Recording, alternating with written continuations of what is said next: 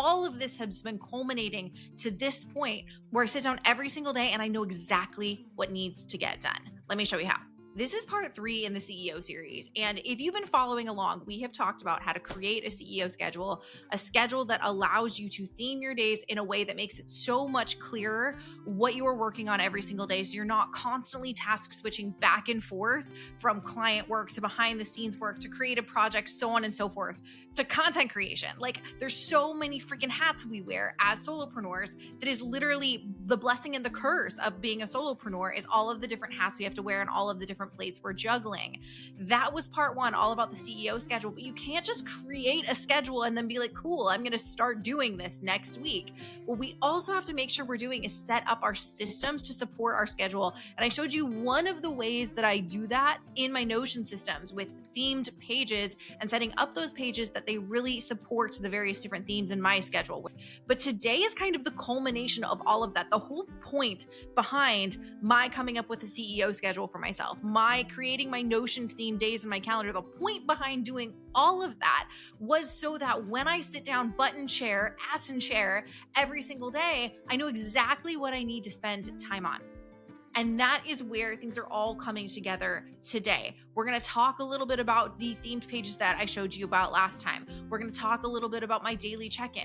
We're going to talk a little bit about my weekly review. We're also probably going to do a little bonus in here where I show you how I use my AI C-Suite to help me figure out and streamline the excessive amount of shit that I put on my plate and how to streamline it back down. We're going to be diving into all of that today.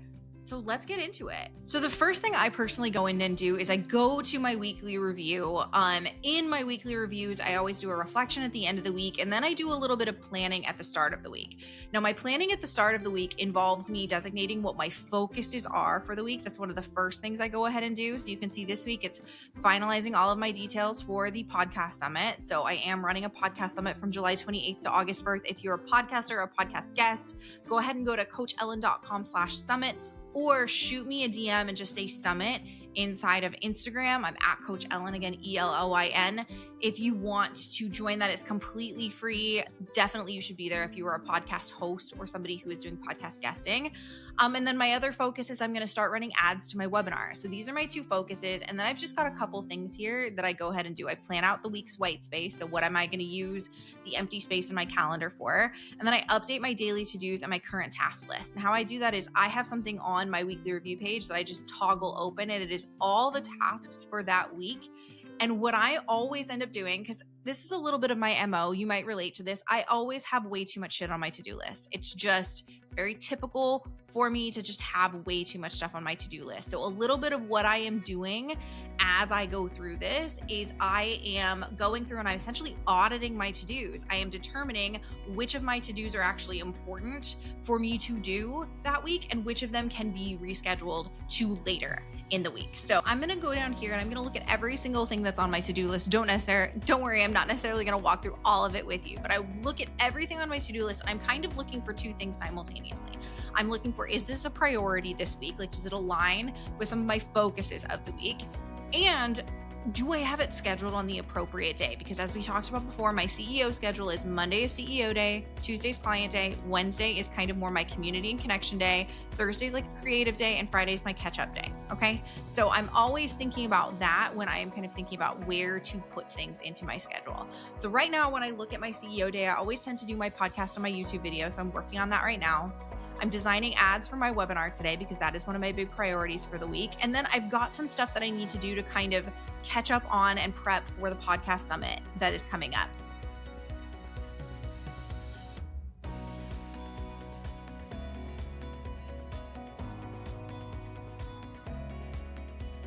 But something I will do is sometimes I leave tasks on a given day of the week. If I'm not overwhelmed by tasks already, I will leave them there as a sort of, if I have time to do them. I'm going to show you a little bit later in this video and how I prioritize tasks in just a second, okay? So I might leave some of these tasks on here, even if I don't necessarily feel like they are particularly priority for the day, because I don't want to, if I have extra time, I don't want to lose them. And then you can see this is the biggest reason why I do this. If I have a bajillion to-dos on Friday, okay? And a big part of why I do this is because I know I have a tendency to do this. I know I have a tendency to like overload my to-dos on any given day. So part of what I'm doing right now is I'm going through and I'm auditing these down. I'm removing the ones that are no longer relevant. I'm rescheduling some of them to later, so on and so forth. So now I've streamlined down my to-do list, and this is really all I do as the planning part of my week. Everything else is more stuff that I'm doing in my day-to-day activities. So I previewed this a little bit in the last video, and I talked about it a little bit in the last podcast. One of the first things I generally do to start my day is I have a check-in that I do in the morning. This check-in reminds me of my word of the year, my focus is right now, has a check-in where I can log my habits and a couple little things I do to get aligned. I reread my vision, I listen to a finances manifestation and morning affirmations, and I generally set an intention for my day. But then at the bottom of this page, and this is the really, really helpful thing that I do day in and day out, is I go in and I classify not necessarily the status, but the priority level of my to-dos.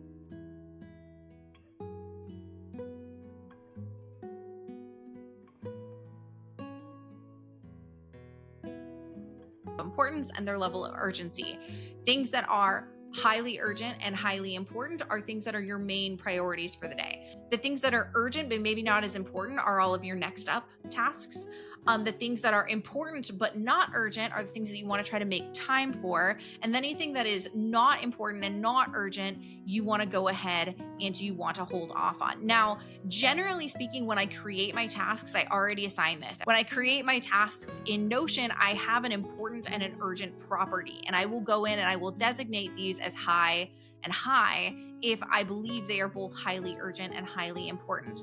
And then what I have is I have an automation that is set up inside of my Notion. I have it in one where if the importance is set to high and the urgency is set to high, it is automatically assigned to the main priority. And then I also have one that works in the reverse. So if I have set the decision priority property to main priority, it will automatically go back and set the importance and urgency to high. So it's like constantly updating it based on what I have designated that task to be. So I designate all of my tasks as either main priorities and next up. And then this is how all of my tasks get sorted when I go into my daily views. So I do this every morning, kind of over my coffee or as I'm, drinking water or whatever, eating breakfast. I'll go through and I kind of organize my main priorities for the day. And then I scroll back up here and I click into my day of the week. Now, this little property on Notion, this is actually set up to filter so that this is a daily pages dashboard and to show that the daily page is the page for today. This today property was a little bit complicated to set up. For those of you that are watching the YouTube video, I'll go ahead and show you how I set it up. So what I had to go ahead and do is I had to create a formula property that essentially what it went and did is it said if the day now is 1, it's designated as Monday. Day now 2, it's Tuesday. And it went ahead and based on what day of the week it was, it assigned it a name. And then what I had and did, and maybe this wasn't the most efficient way to do it, but it was the fastest way that I could think of in the moment that I was doing this, I created a different property that checks whether or not that day of the week property is equal to the name of that page. And if it is, that's the one that shows up here. It's worked really, really well for me so far. So this updates, no matter what day it is, it will show that planner page, that daily themed page that I showed you guys last time in the previous video. That is the page that will display here. So I just click into this, it pops open that page, and I have everything I need to do my work for this day here. So we've got my power hour, which I'll be completely honest, I forgot to do this morning. And then I've got my to-do list for today, and it's all of the to-dos that were shown just a second ago. Okay. So then these to-dos are now sorted by their status. So anything that I'm actively working on gets bumped to the top. They are sorted by their decision priority. So if it's a main priority task, it's at the top, then it's the next, and then it's the make time for, and then it's the hold off tasks. So that gets sorted by their priority status that I just set previously. And then it also gets sorted by the tasks I designated as quick. So for example, if I have a main priority task in here that is going to be a very fast task for me to do, I want to try to do it first because I'm a big believer that momentum breeds motivation.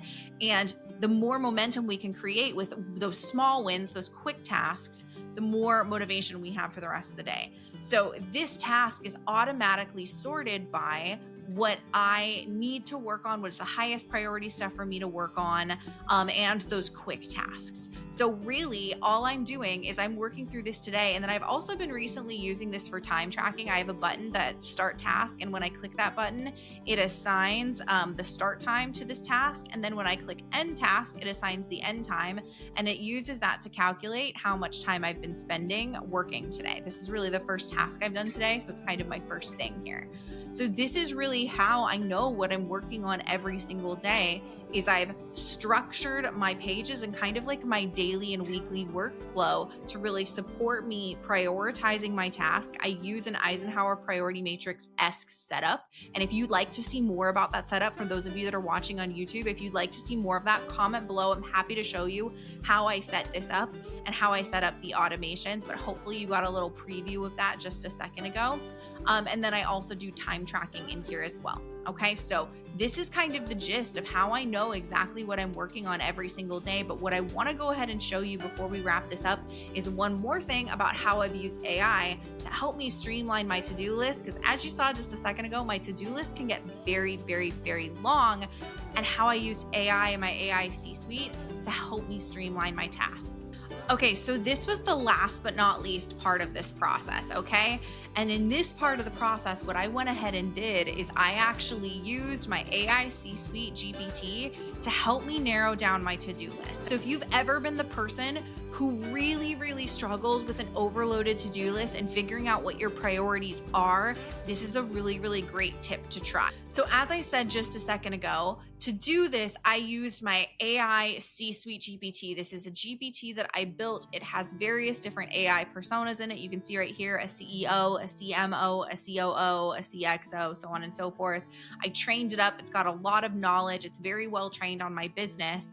And what I went ahead and did sometime last week is I literally said, okay, I feel like every other day I'm starting a new conversation with my ChatGPT where we're talking big picture strategy. And the fact of the matter is I constantly feel like I'm struggling with income generation and finding consistency between my ideas and my head just feeling like it's all over the place. Fun fact, I actually recently created and updated my burnout quiz. And one of the things that's in it is it shows you your CEO persona. I am a visionary CEO through and through in the sense that I constantly struggle, and the ways in which I can overwhelm and burn myself out is the sheer volume of ideas that I can come up with. And that is exactly what I was struggling with when I had this conversation with my ChatGPT. So I went in and basically what I said is, here is what I'm working on. And these are all of the ideas that I have, okay? And I literally copied and pasted. I went into Notion and I copied my to-do list out of Notion because it was like 30 items long last week. I'm not even shitting you. I quite literally went like this and just copied them, like Control-C in Notion. And I pasted all of those in there, as well as all of the projects that I was working on and that I had designated. And then at the very end, I said, okay, here is my goals. This is kind of what I'm thinking. I'm getting squeamish, and it started off by telling me to take a deep breath. And then it told me you don't have a strategy problem, you have a hierarchy problem, a priority hierarchy problem. And that's part of what led me to make some of these changes where I'm prioritizing my tasks more meaningfully.